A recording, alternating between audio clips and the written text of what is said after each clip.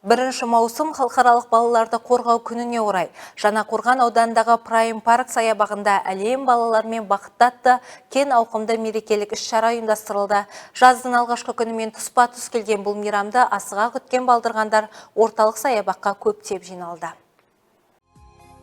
Мерекелік бағдарлама ауданда мәдениет үйінің өнерпаздары әзірлеген ертегілер әлеміне саяхат атты театрландырылған көрініспен басталды. Кішкентай көрермендер ертегі кейіпкерлермен бірге ғажайып әлемге сапар шегіп, жарқын әсерге бөленді.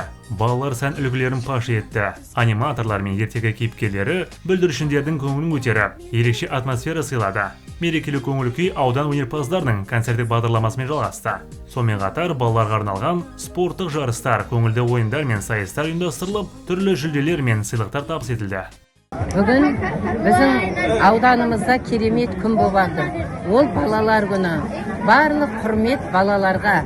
Біздің балаларымыз, ата-аналарымыз мына көріністі көріп, өте риза болып жатыр. Бұны ұйымдастырған аудан басшыларына сансыз рахмет. Барлық нәрсе бала үшін ғой. Сол үшін бүгін баланың қуанышында шек жоқ. Құрметті ата-аналар, балалар күні құтты болсын. Мен оянып кеттім, әттең.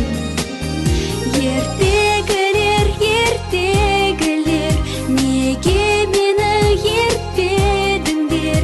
Әлемдеріңнің ғажап күйін шертпедіңдер сендер. Ертегілер, неге мені ертпедіңдер? Әлемдеріңнің ғажап күйін шертпедіңдер сендер.